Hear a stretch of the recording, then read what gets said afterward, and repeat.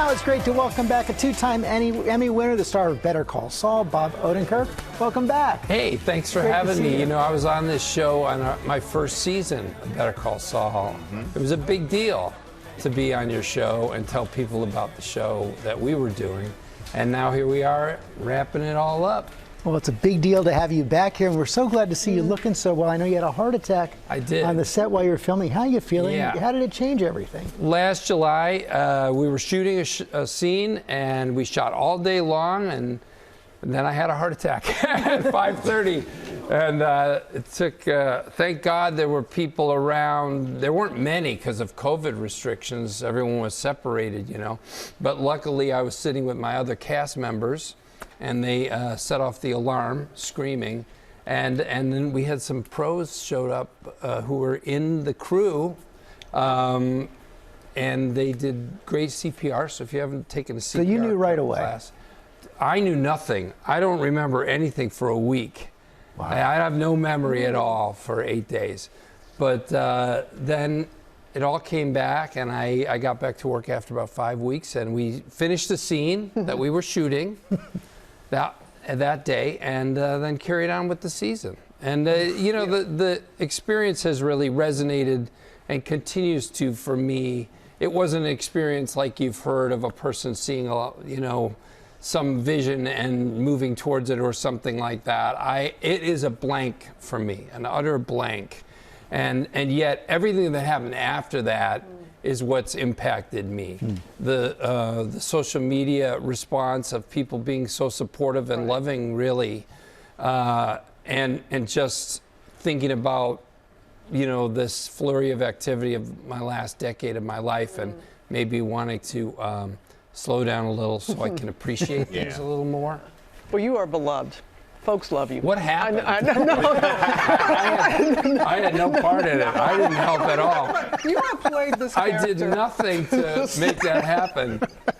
Now, we'll get to your memoir, because something you said and you did, that's later. But right now, Saul, how do you feel that the end is in sight now? It is. You know, it's so weird because we've been doing it for 6 years, and truly I've been doing the part for about 10 years or 12 years. So I'm used to going away and coming back to Saul. So this is the first time I won't be coming back to Saul. I think what's going to impact me is to watch the finale. I know what happens, obviously, and yet somehow I think I need to see it to really go, oh, this story is ending. This story is over. So in my mind, I think in the back of my mind, I'm still going, when are we going back? When are we going back to Albuquerque? But really, when I see that, I know what happens, and I know it's going to be a great, great ending. I'm so proud of the writers and thankful for what they went after in the ending of this show. And speaking of endings, Better Call Saul is a prequel. It is. So what's it like to film a show where the fans already know what the ending is? Well, they don't know what the ending is. You don't know. You don't know what you're going to see. They kind of know a point that we will be at some point. But the real, you know, Vince Gilligan and Peter Gould, who created this show, and all the writers, and there are many writers from Breaking Bad as well who are part of Better Call Saul. They live to create problems for themselves and then try to solve those in a way that has emotional logic to it. So they've done it again, and they are going to come up with surprises, many of them. Let's give everyone a look. I expanded the mission to be more inclusive. Here at Saul Goodman and Associates, we welcome all ages, all creeds, all stripes. And who is this Saul Goodman? You? You got it. What Colonel Sanders is to chicken, Saul Goodman is to the law. That's a line, isn't it? That's a line. That's a line. Yeah, yeah. Well, you know, my character is based on some real lawyers who sort of franchise out their work, what they do. And so he wants to franchise out eventually, but that's his big dream, I guess. Congratulations on the memoir. Thank you. I just want to get that in. Came out in March. This is something that you alluded to earlier. You said, and I'm going to quote you here, you said you had no intention of making it big?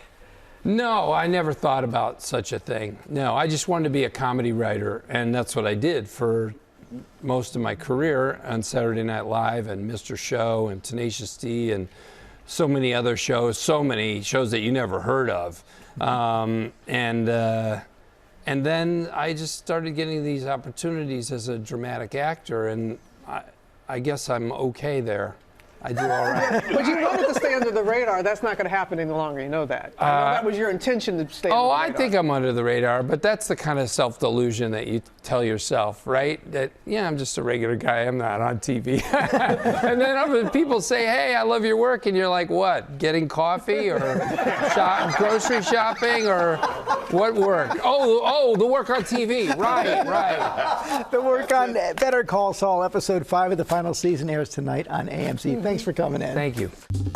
Well, hey there, GMA fans. Robin Roberts here. Thanks for checking out our YouTube channel. Lots of great stuff here. So go on, click the subscribe button right over here to get more of awesome videos and content from GMA every day, anytime. We thank you for watching, and we'll see you in the morning on GMA.